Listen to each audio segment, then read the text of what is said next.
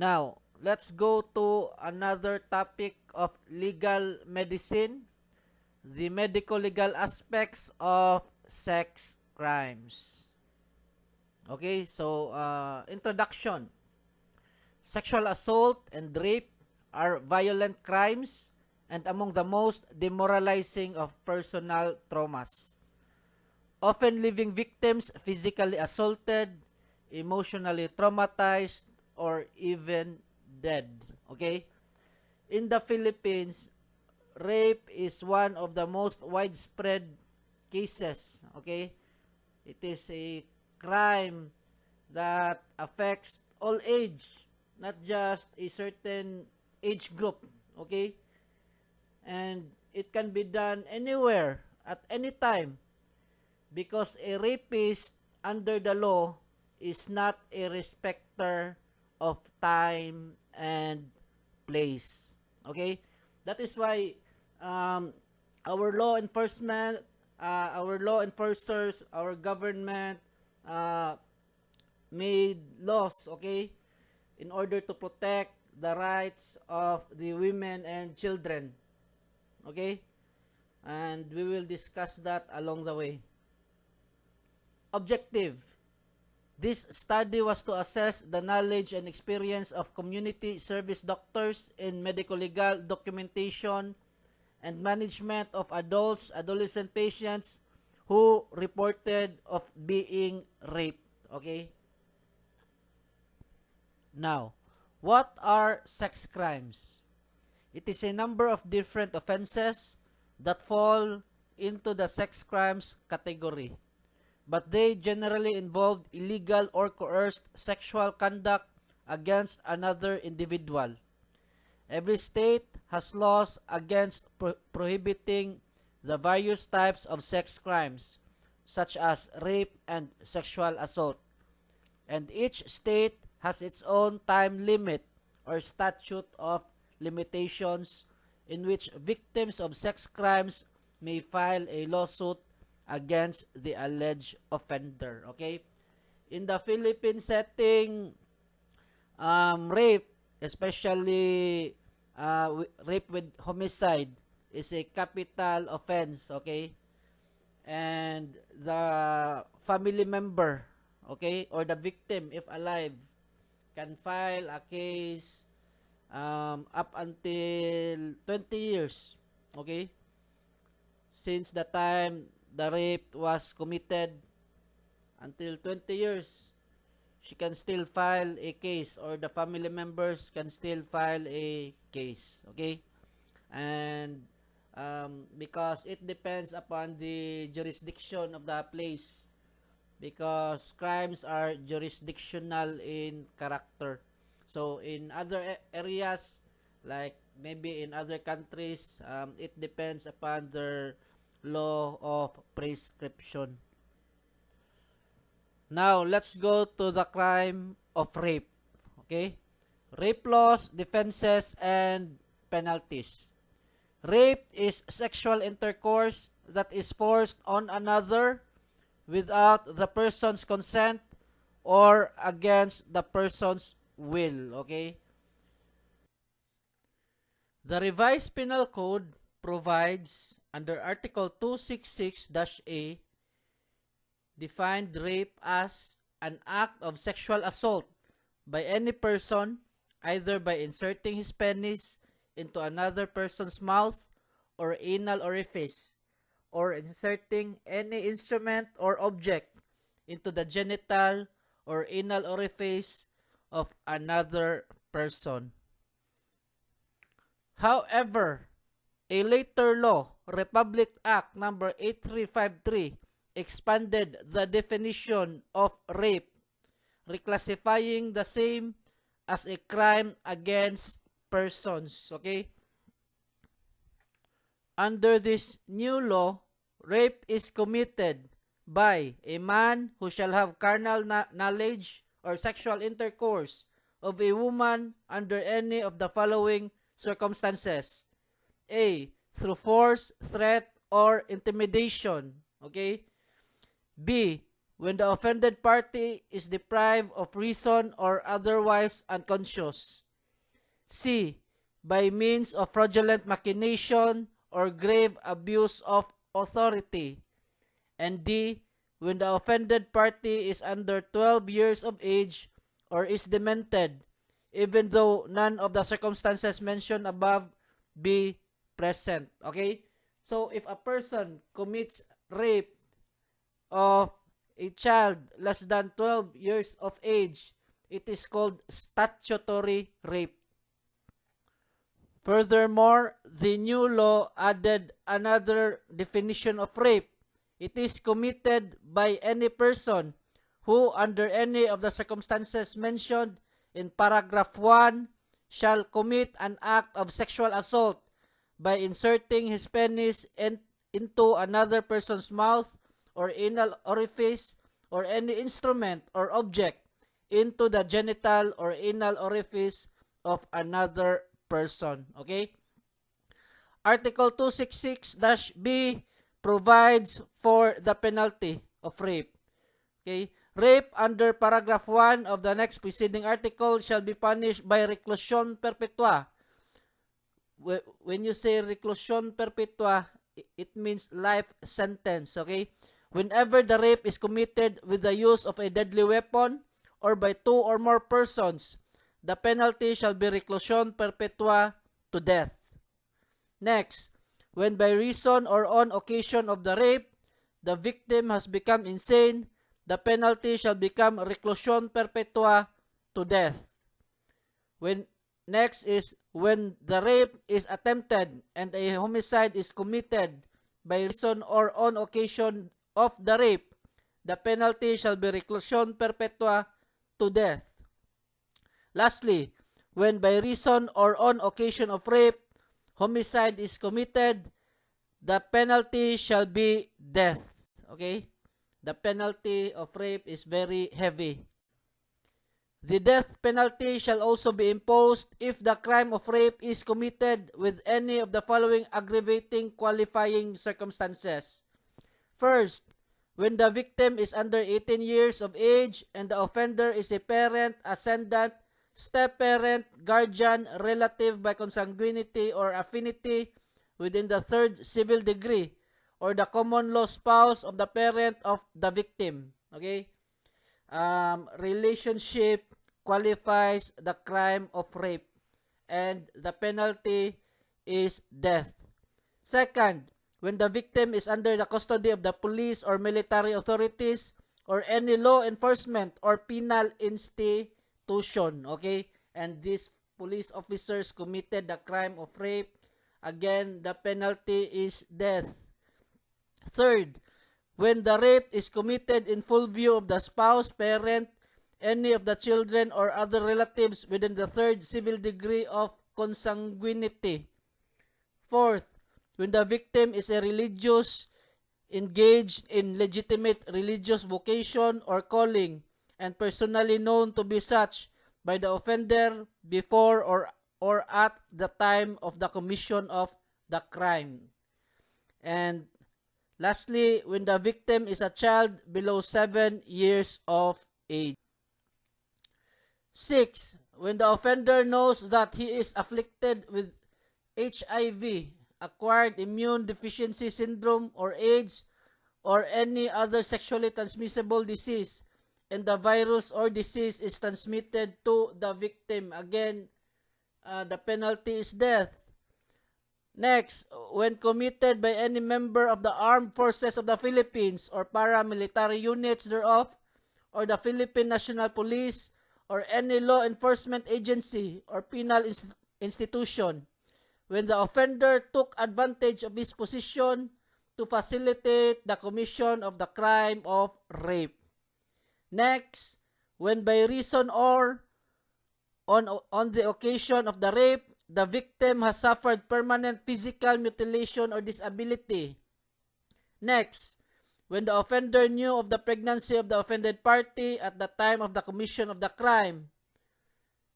And next, when the offender knew of the mental disability, emotional disorder, and or physical handicap of the offended party at the time of the commission of the crime. Okay? Now, let's go to medical evidence in rape. Evidence from the victim. Okay? First, secure a written consent from the victim or guardian if not of age. If confined on correctional institution by the head of the institution. Okay? So, if the victim is below 18 years old, because in the Philippines, the age of majority is 18 and above. So, first, you must secure a written consent, okay, from the victim or guardian, or if confined in a correctional institution by the head of that institution. Next, get short history of the rape in writing. And then, the following must be recorded by the physician. First, the date, time, and place of the alleged commission of rape to determine how long has elapsed after alleged commission of crime before filed complaint or subjected herself to medical examination. And then the place in order to determine which court can acquire jurisdiction. Okay? Because in criminal case, it is jurisdictional. B, the date, time, and place of the examination, because material to the determination of the possible findings of the physician on the victim. C, the condition of the clothing. D, physician must observe the gait, the facial expression, and the bodily and mental attitude of the subject. E, physical and mental development of the victim, like height, strength, and degree of muscular development of women, must be noted to determine whether she has capacity to resist unlawful resistance. Then, describe the mental state of the victim. F, examination of the body for signs of violence. In order to, because signs of physical violence on the body, if actual force was applied, whole body subjected for inspection, may use x-ray for bone lesions. Okay? And then determine of probable age of the physical injuries. Does it correspond to the alleged date of the commission of the crime? Okay? The physician must take note all of this data. Examination of the genitalia, including the breast. Breast roughly handled or presence of finger marks, nipples beaten, vulva swelling, or fresh lacerations of the hymen, and etc. In the pubic hair, the following may be gathered. Pubic hair of the offender, semen and spermatozoa, blood stain, or body loose or lice. Okay? Investigation of the crime scene. First, disturbances in the place of the commission may infer or affirm the statement of the victim that she did offer resistance. Second, strands of hair, blood, seminal, and other stains may be recovered to prove consummation and struggle. Third, pieces of personal belongings of the offender and or victim may be recovered to prove consummation and struggle. Fourth, investigation of witnesses who may possibly be material to the prosecution of the case may be conducted. Okay? These are just matters of reading, guys. Please refer to your book. Examination for seminal fluid and spermatozoa. What is a semen? It is a viscid albuminous fluid with faint grayish color, having the characteristic of fishy odor and containing spermatozoa, epithelial cells, lecithin bodies, and other substances. Spermatozoon, living organism normally present in the seminal fluid, consisting of a head, neck, and tail, from 50 to 55 microns in length. The head is ovoid and flattened when viewed in front and pear-shaped when viewed on the profile. So, the following specimens may be examined for seminal fluid and spermatozoa.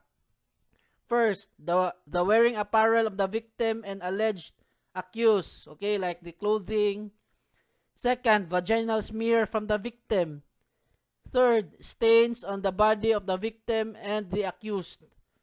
Fourth, stains found at the site of the commission of the offense. The procedure is, number 1, gross examinations. Inspection by means of naked eye or with the use of the hand lens. Stain is grayish-white to faint yellow in color. Inspection by means of ultraviolet light to make visible small seminal stains or patches.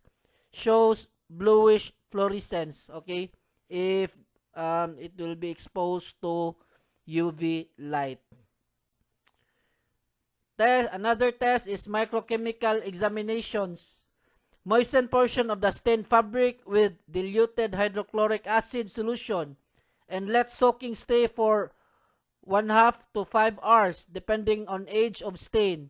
Allow the liquid portion to dry on the side. Perform any of the following. First is Florence test, produced by the action of iodine on choline.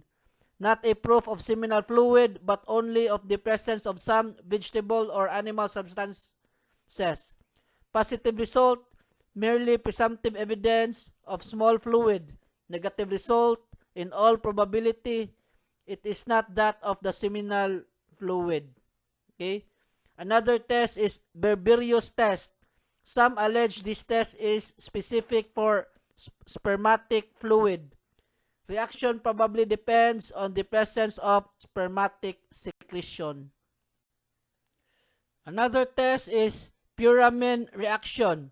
Based on the presence of spermine in the prostatic fluid, Puramin reaction is found to be very reliable and rather characteristic of seminal fluid. Another examination is acid phosphate test. Semen produces a very high phosphate activity as compared with other body fluids. The following are needed: citrate buffer solution, suitable substrate, and diazonium salt for the examination. Another test is microscopic examinations, okay? Determination of presence of complete spermatozoon will undoubtedly infer presence of seminal fluid, although semen may be present without spermatozoa, such as in cases of aspermia or semen without spermatozoa, or digospermia, means semen with few spermatozoa. Okay? The two examinations that is utilized are Dr. Hankins method and Ganguly's method. In Dr. Hankins method, the films obtained on the slide by this method are finally stained with carbol-fuchsin. Okay? And if it shows positive sign, then there is presence of spermatozoa. And then next is Ganguly's method. It is the best way to stain spermatozoa in India. Staining is by use of erythrocin and malachite green. Next examination is the biological examinations. Okay? Precipitin test or biological test of the farnum to determine whether semen is of human origin or not. Test of unknown semen in the same way as blood precipitin is done. Next is seminal grouping. Test is of value for elimination. Positive result does not definitely imply that the person is the owner of the sperm in question. Negative result totally exclude alleged accused as possible owner of the semen. Okay, let's now move to another topic, pregnancy. But before we begin, let me remind you that read a book, guys, of Pedro Solis, because mostly the presentation in this PowerPoint is mainly on definition of terms, enumerations, okay, the laws, okay. So all of these are just matters of reading, okay. For a comprehensive discussion, read the book of Pedro Solis. Okay, guys? Now, let's move to another topic, pregnancy. What is pregnancy? It is a state of a woman who has within her body the growing product of conception or a fecundated germ. Okay? In the womb of a woman, there is a formation of life. Okay? He is carrying in her bosom life, a baby. Okay? Commencement. When does life begins? From the time when egg cell is fertilized and terminates at the time such product is expelled or delivered.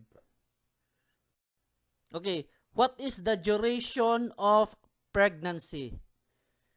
270 to 280 days from first day or onset of last menstruation. Inasmuch as some authorities consider more than 2 weeks as the lifespan of the spermatozoa in the vaginal canal, it is hard to ascertain the exact date of fertilization. No synchrony between coitus and fertilization. Okay? So, the sperm has a life of 2 weeks inside the vaginal canal, more or less. So, at that time, it can be considered within that span of time, fertilization can happen. Abnormally prolonged gestation extends to 300 days. Minimum period of gestation compatible with viability of child. A child born at 180 days of gestation may live. Child born before this period may be born alive but is not viable or capable of living. Okay? There is a specific time where a child can be viable to life. Okay? At least 180 days. Now, let's go to the methods of estimating the date of expected delivery. Okay? From the date of the first day of the last menstruation, add 7 days and count 3 months backward. Then count forward 9 calendar months from the date of the first day of the last menstruation and add 1 week. Third, count 40 weeks or 10 lunar months from the date of the first day of the last menstruation. Fourth, determination of the level of the fundus of the uterus. Fifth, McDonald method, or distance from the symphysis pubis up to the fundus of the uterus in centimeters divided by 3.5 gives the age in month of gestation. 6. Date of the quickening. Count ahead in 24 weeks multigravidas and 22 weeks in primigravidas from date of quickening. Found not to be reliable, of course. Now, let's go to the legal importance of the study of pregnancy. Okay? Pregnancy is a ground for the suspension of the execution of the death sentence in a woman under Article 83 of the Revised Penal Code. Okay? Right now, under Philippine law, death sentence is suspended. Okay? However, before, if the accused is pregnant and that person is about to be killed, then her death sentence will be suspended, okay, until she gives birth. Okay? Second, a conceived child is capable of receiving donation under Article 742 of the new Civil Code. Third, a conceived child may exercise civil rights, okay? Because birth determines personality, okay? When a child is born, he can do personal acts, okay? The child can receive donation. The child can exercise civil rights under the Civil Code. Next, concealment of the woman that she is pregnant at the time of the marriage is a ground for annulment of the marriage under Articles 85 to 87 of the new Civil Code. Now, instances why some women claim pregnancy even if none exist. Okay? First, ground for suspension of death sentence in a woman. We discussed that before. Second, lawful plea in mitigation when charged with theft. Kleptomania may be brought about by her temporary insanity due to conception. Okay? Sometimes because of hormonal changes, it affects the mind of the pregnant woman. Okay? So, that woman, if she commits a crime, it becomes a mitigating circumstance. Next, ground for widow's larger claim. Next, claim for the posthumous child. Okay? These are matters of succession. Fifth, for blackmailing purposes or inducing a man to marry her. Okay? Instances why some women deny existence of pregnancy. Okay? First, no ground to become pregnant, unmarried or divorced, living separately from husbands, to defend moral and social reputation. Second, defense when accused of infanticide or abortion. Okay, they will deny that they are not pregnant in order to escape liability. Third, marriage inducement. Okay. Now, let's go to medical evidences of pregnancy. Presumptive or probable signs and symptoms. First, cessation of menstruation. It must be noted that a woman is capable of menstruating even during pregnancy. During the first 3 months, nursing mother may not menstruate. Okay? Second, morning sickness. Third, changes in the breast. Fourth, progressive enlargement of the abdomen. At the end of the 3rd month, the fundus of the uterus is at the level of the brim of the pubic bone. Okay? These are due to hormonal changes. Okay? Like presence of lineal negra. Okay? And so on and so forth. Fifth, changes in color of the vagina and softening of the cervix. Different signs to show changing of color. First is Jackman-Chadwick sign. Pale violet discoloration of the anterior wall of the vagina. Next is Hagar sign. By manual examination of the gravid uterus, shows extreme softening of the cervix. Next is McDonald sign. Softening of the isthmus, fundus of the uterus is anti-flex. Next is Goodell's sign. Cervix of the uterus feels as hard as the tip of the nose. No pregnancy. But when as soft as the lips, uterus is gravid. Okay? And then, Phoenix sophole or umbilical sophole. Whistling sound synchronous with the fetal heart. Next is ballotment. Feeling perceptible to the fingers on giving sudden impulse to the child through the neck of the uterus. Hand placed on the abdomen. Next, Braxton Hicks sign. Rhythmical contraction and relaxation of the uterus. Perceptible to the hand on the abdomen. Next, bladder irritability or frequent urination. Usually at 2nd month. Next is capricious appetite. Okay? Next, abnormality in pigmentation, especially in the abdomen and perineum. Next, easy fatigability due to weight of the gravid uterus and insufficiency of nutrient and oxygen supply to the uterus due to a deviation of a portion to the growing fetus. Okay, next, positive signs and symptoms of pregnancy. First, hearing of the fetal heart sound or the Mayer sign compared to ticking of a watch under a pillow. rate is 120 to 140 beats per minute. Second, outlining of the fetal parts through palpitation. Third, movement of the fetus, otherwise known as the quickening, at the 5th month. Next, X-ray examinations.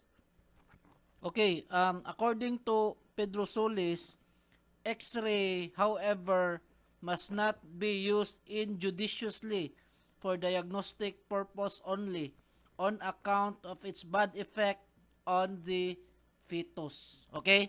Now, let's go to the laboratory test for pregnancy. Pregnancy slide test or PST. The principle involved, an agglutination inhibition reaction is used to demonstrate the hormone human chorionic gonadotropin or HCG, which is excreted into the urine during pregnancy. Okay? That's why women use pregnancy test kits. Okay? Then second, reagents. Pregnancy slide test antiserum or human HCG antiserum from rabbit. B. Pregnancy slide test antigen or HCG latex suspension, which is chemically. The procedure. First, place 1 drop of urine, then 1 drop of PST antiserum, in one of the circles on the test slide, and mix thoroughly. Add 1 drop of PST antigen, and then shake well and mix well. Next, carefully agitate the slide with a circular motion to ensure that the fluid revolves slowly with the circle. Next is read the result after 2 minutes. Next, interpretation of results. No agglutination or homogeneous, so the person is pregnant. Agglutination or granular, not pregnant. Sensitivity. Often possible within 5 days after menstrual period. Pregnancy will be diagnosed 12 days after the missed menstrual period. Okay, remarks. Fresh morning urine is preferable and suitable. If result is doubtful, repeat test after a few days. Okay. Gravindex HCG slide test. Same principle and procedure involved as PST. Gravindex is merely a trade name. Signs of pregnancy in the dead. Okay, additional findings to the objective signs already mentioned. So if you are the medical legal officer, you must take note of these signs. Presence of ovum or fetus. Findings on the uterus itself. Corpus luteum. Proofs of pregnancy. Laxity of the abdominal wall. Presence of striae of pregnancy on the abdominal wall. Okay, like what I said before, the signs like the linea nigra. Okay. Perineum is lax with a scar if there was previous laceration. Foreshae is markedly retracted. Vestige only of the hymen is present. Breast is lax with enlarged nipples. Vaginal examination showed previous laceration of the cervix. Superfecundation is the fertilization made by separate intercourses of 2 ova which have escaped at the same act of ovulation. Superfoetation is the fertilization of 2 ova which have escaped at different acts of ovulation. Spurious pregnancy is an imaginary pregnancy usually observed among women nearing menopause or younger women who are very desirous of having children. The patient may imagine fetal movement which is in reality a muscle contraction. Okay? These are just state of mind due to hormonal imbalance. Okay? Diagnosis of fetal death. Proof of fetal death. The size remains stationary even after the lapse of a number of weeks or months. Okay? There is no growth. There is no improvement. Endocrine test for pregnancy is negative on more than one occasion. Cessation of fetal movement after they have been felt. Okay? There's no movement from the fetus. Absence of fetal heart sounds after repeated and prolonged examination. Palpitation of softened macerated fetal head with bones freely movable on each other and the scalp hanging over a loose sac. And then breast ceases to be enlarged and becomes soft and flabby. Okay. In the Philippines, menstruation begins at the age of 12 to 14 years of age and it ceases at the age of 45, more or less. As long as the woman starts menstruating, she has the potential of becoming pregnant. Okay? At this period, the woman can be pregnant at any time. Now, let's go to another topic, delivery. What is delivery? It is the process by which a woman gives birth to her offspring. Okay? She gives birth to a child. A child is born. The study of delivery is important because proof of delivery is necessary in judicial action on legitimacy, abortion, infanticide, concealment of birth, and in slander or libel. Okay? Because this will be matters of evidence when this goes to trial. Now, let's go to the methods of delivery. Natural route. Expulsion of the products of conception through the normal passage. That is through the vaginal canal. Okay? The natural delivery of a child. Next is the surgical route. Expulsion of the products of conception is not through the normal openings of the female generative tract, but through some artificial openings brought about by surgery. Okay? Like the cesarean section of delivering a child. Signs of recent delivery. Languid look with pulse and temperature slightly increased. Peculiar odor which is present up to the 10th day of confinement. Changes in the breast. Sensation of tightness in breast and milk may be expressed. Flaccidity of the abdominal wall. Linea albicantes or striae of pregnancy present in the abdominal wall. Presence of linea negra. Uterus is enlarged and palpable. Laxity of the perineum with possible tear. Vaginal canal is lax and with possible lacerations. Cervix is the uterus is flabby, patulous, and may be torn. Presence of lachial discharges. Evidence of placenta, umbilical cord, and newborn child. Positive pregnancy slide test. Now, let's go to abortion. In the Philippines, abortion is illegal. It is frowned upon by law. Okay? So what is abortion? It is the expulsion of the contents of a gravid uterus anytime before full term, while others consider it as the forcible expulsion of the product of conception anytime before the age of viability. Okay? Viability is at the point at which the fetus is potentially able to live outside of the mother's womb, albeit with respiratory aid. Okay? In the Philippines, if you perform abortion, you can be imprisoned. Okay? Because it is a crime here in the Philippines.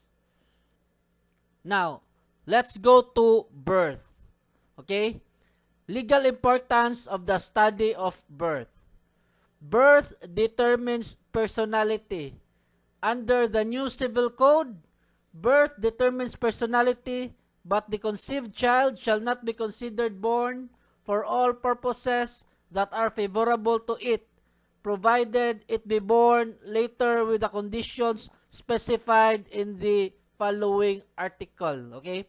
Under Article 41 of the New Civil Code, for civil purposes, the fetus is considered born if it is alive at the time it is completely delivered from the mother's womb. However, if the fetus had an intrauterine life of less than 7 months, it is not deemed born if it dies within 24 hours after its complete delivery from the maternal womb. Okay? What is the significance of this? Okay? If a child is born, then he can perform legal acts. Okay? For example, he can receive a donation. Okay? That is why it is important to determine when a child is born. Because if the child was delivered, but if the child is delivered, but his age was less than 7 months, and then he died less than 24 hours, then, for example, the donation will be null and void. Okay? So, it is important to determine the exact time a child is born because birth determines personality under the Civil Code. Appearance of a child is a ground for the revocation of donation. Articles 760 of the Civil Code. Every donation inter vivos or donation made within the lifetime made by a person having no children or descendants, legitimate or illegitimate, by subsequent marriage or illegitimate, may be revoked or reduced as provided in the next article by the happening of any of these events. First, if the donor after the donation has legitimate or legitimated or illegitimate children, even though they are posthumous. Third, proof of live birth must first be shown before death of the child by the prosecution in case of infanticide. Under Article 255 of the Revised Penal Code, it defines the crime of infanticide, okay, and gives penalty to the same. The penalty provided for parricide, reclusion perpetua to death in Article 246, and for murder, reclusion temporal in its maximum period to death in Article 248, shall be imposed upon any person who shall kill any child less than 3 days of age. Okay? Infanticide is the killing of a child less than 3 days old. Birth may be stillbirth when the child has not breathed or has not shown any sign of life after being completely born. Causes of stillbirth: immaturity, congenital diseases or malformation, general debilitating diseases like acute specific infection, toxemia, kidney disease, acute liver disease, septicemia, and so on and so forth. Okay? Local disease of the generative organ like syphilis, ablation, placenta, intraplacental hemorrhage or extensive infarction, kind of the cord, placenta previa, and etc.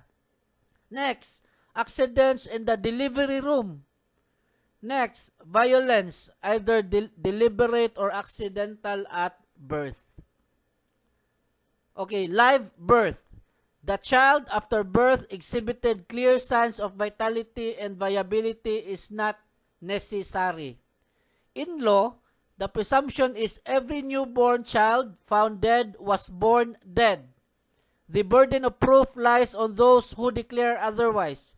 To have a child acquire a personality distinct as that of the mother, there must be proof of life after complete separation from the mother's womb.